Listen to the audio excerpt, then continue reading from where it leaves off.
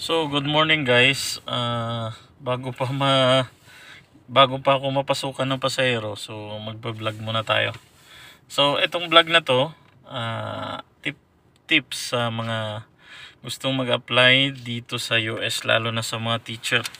So, para to sa mga teacher sa gustong mag-apply dito sa US.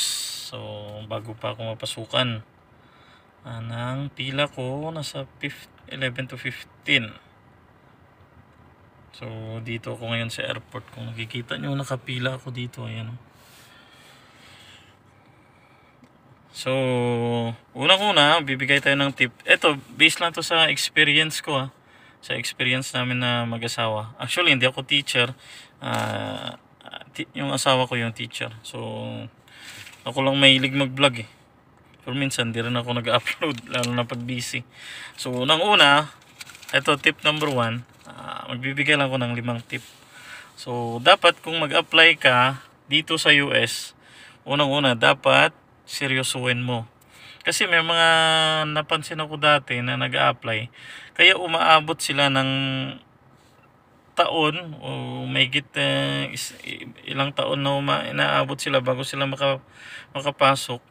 Kasi nga, hindi seryoso yung pag-a-apply nila. So, kailangan mong seryosohin kung mag-a-apply ka talaga dito. So, kailangan mong gugulan ng oras kasi iba yung oras dito tsaka sa Pinas. So, kailangan mong magsakripisyo. Yung umaga dito sa ating gabi na o madaling araw. So, yun guys, kailangan seryosohin mo. Kung gusto mo talagang makapunta dito, mag-set ka ng goal nga ngayong taon, kailangan mag-a-apply talaga ako. So, ganun. Kailangan mo ng tawag nun, parang will na gusto mo talagang maabot yung gusto mo. So, magsiset ka ng goal na mag-a-apply ka ngayon, gagawin mo ang lahat. Kung ano man ang pwede mong magawa, mag-search ka sa internet. Kung may kakilala ka na nandito na at saka tumutulong sa'yo, mas maganda rin. Pero, huwag kang mag-rely palagi doon kasi hindi lahat ng inaano nila baka makuha ka doon o hindi ka makuha. So, kailangan mo ring maghanap ng ibang ng source. Example, mga agency. So, maghanap ka sa internet pero hanapin mo yung legit. So, tawag doon, yung mga agency na mayroon kasing agency na minsan humihingi ng pera. So, yung parang may acceptance fee. So, ewan ko lang kung legit yun. Pero nung sa asawa ko kasi nung gina-apply siya, hindi kami nagbigay ng pera eh. Unless na mayroon na siyang job offer. So, yun. Yung agency pala ng asawa ko is Bipoche International. Yung may-ari niyan yata, taga Bacolod. So, sa Bipoche, hindi kami hiningan ng pera hanggat walang job offer yung parang hindi ka magbabayad hanggat di pa sure. So, dapat sure na bago ka maglabas ng pera kasi pag nag-a-apply ka, kailangan mo ng pera, malaki yung gagastusin mo. So, dapat pag gusto mong mag-apply, seryoso ka. Pangalawa, hindi madali ang pag-apply bilang teacher dito sa US. So, kailangan mo ng effort at consistency. So, kailangan mo tawag dun? Babad ng oras, kailangan mong gumising na madaling araw, i-check yung email mo, kailangan mong tawag dun, check mo palagi yung cellphone mo, yung kung may data ka. So, yun guys, hindi ibig sabihin na nag-apply ka ngayon, tawag dun, makukuha ka agad kasi iba nag-a-apply inaabot ng taon-taon. So, importante lang kung goal mo talagang mag-apply kahit abutin ka pa ng taon yan. Kasi nga, hindi lahat swerte yan eh. So, kailangan ang consistency sa pag-apply mo. Kung talagang gusto mo na makapunta dito, kailangan consistent ka sa pag-apply mo. Huwag kang mawalan ng pag-asa. Kasi unang-una, hindi madali ang pag-apply.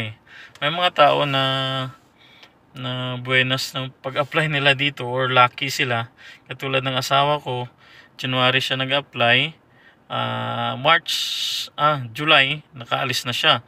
So, ilang months lang.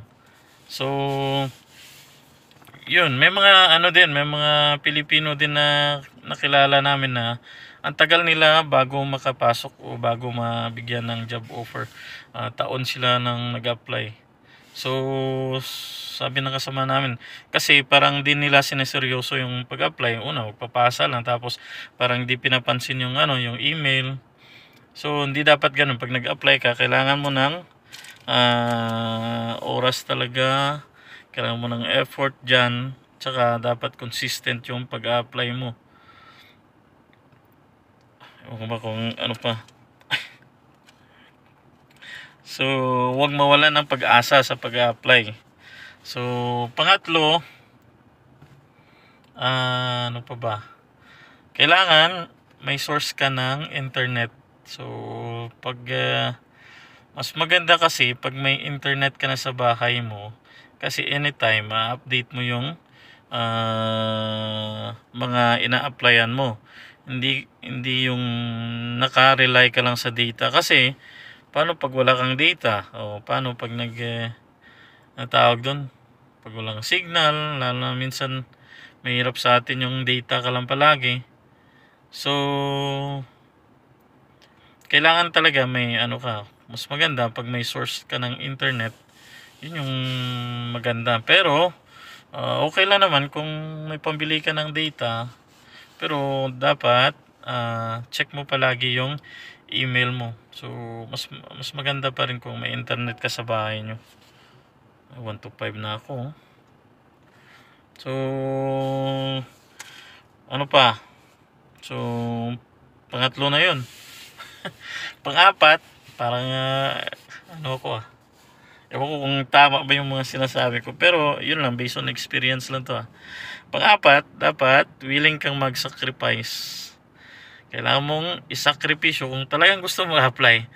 Kailangan buuin mo yung sarili mo na balang araw pag alis mo may mga isasakripisyo ka na bagay. So unang-una yun, kung pwede mong madala yung asawa mo tsaka anak, pwede.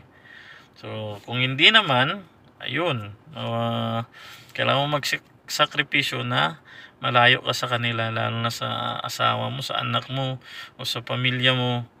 So kailangan mo i-let go kung ano yung parang sinasabi na kontento ka na sa buhay sa Pinas. Kailangan mo yung i-let go, kasi kailangan mo mag-adventure dito sa US. So kaya dapat willing kang mag-sacrifice. Meron kasi na iba na pagdating dito parang nawala ng gana, parang ano tawag doon, lumoral. So parang gustong umuwi. So dapat pag gusto mo mag-apply, yung mga bagay na yan, isa lang alang mo talaga. So kailangan mo talagang iiwan sila. After a year, pwede kang umuwi kung gusto mo, kasi pwede namang umuwi pag summer na. So yung ano dito is una lang naman yung mga tawag nilang ano ka dito, parang yung tawag doon, mahirap kasi Tagalog parang mag-iisa ka lang. So mahirap yun. So kung gusto mo mag-apply, isa lang alang mo yun na darating yung time mag-iisa ka lang dito sa US. Okay lang kung may mga Pilipino kang kasama, okay lang kung mapadpad ka sa lugar na maraming Pilipino, o kung di kaya sa school na ilang kayong Pilipino, okay lang yun. So at least may kasama ka. Pero dapat mindset lang na ginusto mo yan, dapat willing kang mag-sacrifice. So may cellphone naman pwede ka naman tumawag dun kung iniwan mo yung anak mo. So darating din sa point na ma-accept mo rin pag nandito ka. So una lang yan, kasi yung iba nga dito kasama namin, ilan yung anak sa Pinas iniwan. So after a year, pinapunta dito yung mga anak tsaka asawa. So pwede rin nyo rin gawin yan. So panglima, dapat meron kang preparation. So meron kang pera sa pag-apply. So may mga agency na nagbibigay sa iyo ng loan, especially yung sa Bipaw. Kami wala kaming pera nung nag-apply. So nung nagka-job offer na yung asawa ko, inofferan kami ng Bipaw ng agency, ng tawag doon, ng pwedeng ilunan. So nag-loan kami mga 700,000 may higit yata yun o 700. So yun yung pinanggasto namin pambayad sa agency. Tapos pag may agency ka, dapat pagdating mo dito may ano ka rin, meron ka ring tawag doon, isa pa, agency visa sponsor yun. So kailangan mo talaga ng pera. Ang kagandahan lang, nung una hindi kami nagastusan masyado kasi nga paunti-unti sa Vipauche, parang paunti-unti lang muna.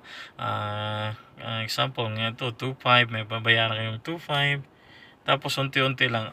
Nung nagka-job offer na yung asawa ko, ayun, may ano na, babayaran ka na sa agency. Kasi sigurado na yun eh.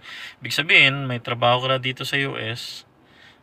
Kailangan mo na lang ang visa mo, ma-approve yung visa mo, tsaka makaalis ka na. So, yun lang guys. Recap ko na lang. Ewan ko kung tama to, pero based on experience lang to. So, una, dapat seryoso ka. Tapos, pangalawa, hindi madali yung pag-apply. So, kailangan talaga ng consistency sa pag-apply. Huwag mawala ng pag-asa kung nag-apply. Kasi hindi ngayon ibig sabihin na nag-apply ka ngayon, hindi ka pinansin, hindi ka na mawalan ka na ng gana. So, pangatlo, if ever may maganda kang source ng internet, mas maganda kasi na consistent yung source ng internet mo. Hindi lang data, hindi ka lang nakabase sa data. So, ang pang-apat naman is willing kang mag-sacrifice, willing kang iwan yung pamilya mo dun sa Pinas. So, para sa magandang kinabukasan pagdating mo dito. At panglima, kailangan mo ng pera. So, lahat tayo nangangailangan ng pera sa pag-apply. Kami, nung nag-apply, wala kaming pera. So, tiis-tiis lang. Ako, nung time na nag-apply yung asawa ko, talaga kami, hanggang madaling araw, minsan yung asawa ko, naghihintay sa harap ng computer, natutulog, alas 3 na ng madaling araw, tapos kinumagahan, papasok pa yan ng school. So, kasi, may mga hinihintay siyang interview. So, ganoon guys, kailangan lang talaga yung sakripisyo, yung willingness mo. So, hindi yung nag-a-apply ka tapos parang tawag doon sa amin dito is parang wala lang, nag-a-apply kung may update, kung wala. So, hindi ganoon. Kasi dapat makita ng agency parang pakita mo rin sa sarili mo na talagang gusto mo talagang mag-apply. So, kailangan mo talagang i-check palagi. Kung hindi mag-work out sa iba na agency, maghanap ka ng iba. So, huwag kang mag-rely sa isa lang. Kasi baka dun yung swerte mo sa ibang agency. So, yung tip ko lang is, huwag mo nang maglabas ng pera. Kasi baka may magsabi sa'yo, pag dito ka, acceptance fee, ganun. May ibang agency yata nagpapabayad. Ewan ko lang. So, kung ako, ayaw ko ng ganun. Kasi may friend ako na nagbayad sila, ewan ko lang. So, parang acceptance fee lang. So, kung ako, ayaw ko ng ganun kasi nga, hindi mo pa sure. Okay lang kung magbayad ka ng pera kung may job offer ka na. Na-sure ka ng alis ka. Pero pag wala, anak ko, mahirap. Laki pa naman ng binayad nila. So, yun lang guys. Next na video, pag-usapan natin kung ano pa bang pwede. So, pwede bang walang agency or may agency o kailangan mo ng direct hire. So, next video na lang yun kasi nakapila pa ako dito 1 to 5 na ako. May pasahero na ako. So, yun lang guys. Yun lang yung mga tips sa gustong mag-apply dito sa US, no? Kasi bakasyon na ngayon. So, dami na nag-apply. Pero yung pinakamaganda na mag-apply ka is December talaga. December, January, ganun. Pero ngayon, pwede ka na mag-apply ngayon. Kasi matagal pa naman yung applyan kasi pinaprocess pa. Lalo na pag wala kang passport. Kailangan mo pang ng time na mag-process niyan. So kami nga, parang minadali namin lahat eh. Mag-apply ng asawa ko ng January, wala pa siyang passport nun. So kailangan talaga kung mag-apply ka, unahin mo na secure mo talaga may passport ka na. Kasi mas madali lang pag may passport ka na eh. Pahirapan kasi maghanap ng schedule sa pagkuha ng passport. So that time buti nakakuha kami ng ano, pero March na yata kami nakakuha eh. So January siya nag-apply. So yun lang guys, kung may question kayo, katanungan, di ko alam kung tama ba itong mga sinasabi ko, based on experience lang to So sa amin lang to, kung may dagdag kayo, di okay.